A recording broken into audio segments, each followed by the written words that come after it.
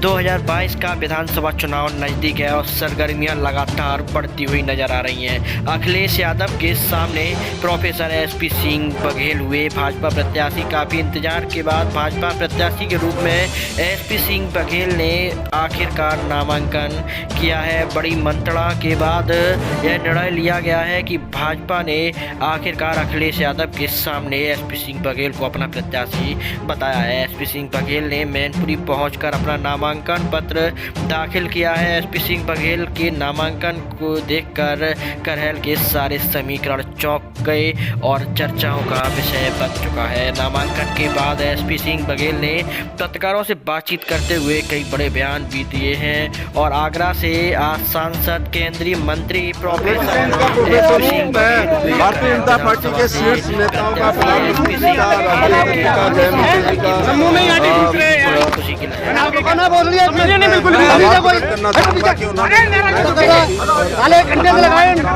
के लिए यहाँ पर भेजा है। करहल की महान जनता के माध्यम से, अपने बूथ अध्यक्ष से लेकर राष्ट्रीय अध्यक्ष के माध्यम से और प्रधानमंत्री की लोक कल्याणकारी योजना और राज्य सरकार की लोक कल्याणकारी योजना और बूथ अध्यक्ष से राष्ट्रीय अध्यक्ष ने परिश्रम की पराकाष्ठा से जो पसीना बहाया है उससे यहाँ कमल खिलेगा। गुंडागर्दी दूर होगी, जमीनों पे कब्जे नहीं होंगे, अपहरण बंद होंगे और लड़कियों के साथ छेड़छाड़ बंद होंगी। भैंस की चोरी जो हुआ करती है वो तक बंद होगी, प्लॉटों पे कब्जा बंद होगी। फरीदाबाद में अच्छा के खिलाफ लड़े और भी चुनाव आपने सैफई परिवार के लोगों के खिलाफ लड़े। क्या कुछ खास लगता है इस बार भी? क्या आपने आवेदन किया था मैनपुरी करहल के लिए या पार्टी ने जिम्मेदारी सौंपी? फिरोजाबाद के लिए एक शेर सुन लो कि कातिल बहुत जलील हुआ मेरा सर उतार कर, हमने तो दिलों को जीत लिया जंग हार कर। फिरोजाबाद में तो दांत खट्टे करके आया था मैं। करहल पे क्या करने वाले? और फिरोजाबाद के किले में जो मैंने दरार पैदा की थी, चंद्रसेन जादव ने उस किले को फिर जीत लिया।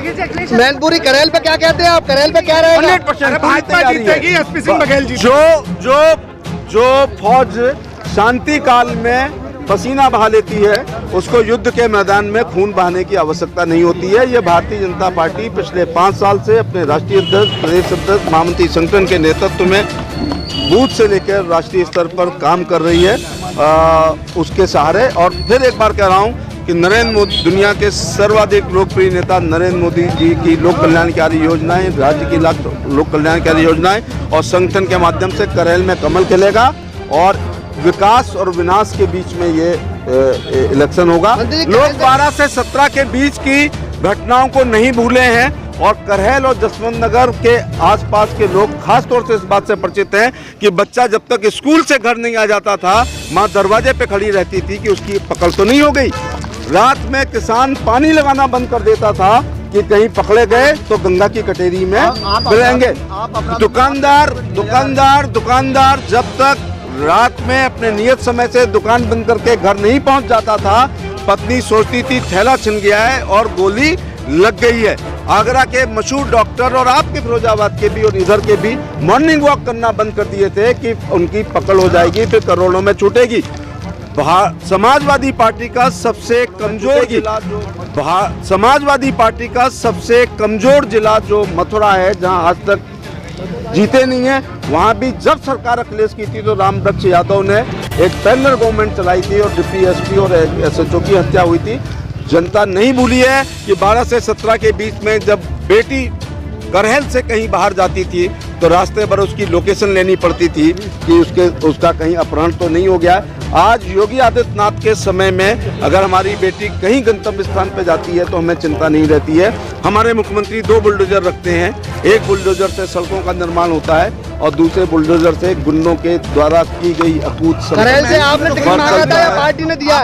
करहल से आपने टिकट मांगा था या पार्टी ने दिया? मंत्री जी, करहल से आपने टिकट मांगा था या पार्टी ने दिया? करहल से आपने टिकट मांगा था या पार्टी ने दिया?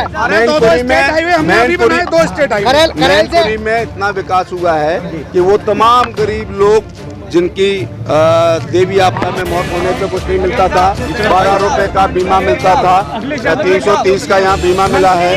करोड़ों लोग, लाखों लोगों को यहाँ पर बिना निःशुल्क भोजन प्रधानमंत्री जी का मिल रहा है। यहाँ पर आयुष्मान कार्ड लाखों की संख्या में मिले हैं, यहाँ पर शौचालय लाखों की संख्या में मिले हैं, यहाँ पर सड़कें हमारे क्षेत्र मोरिया में यहाँ पर बनाई है।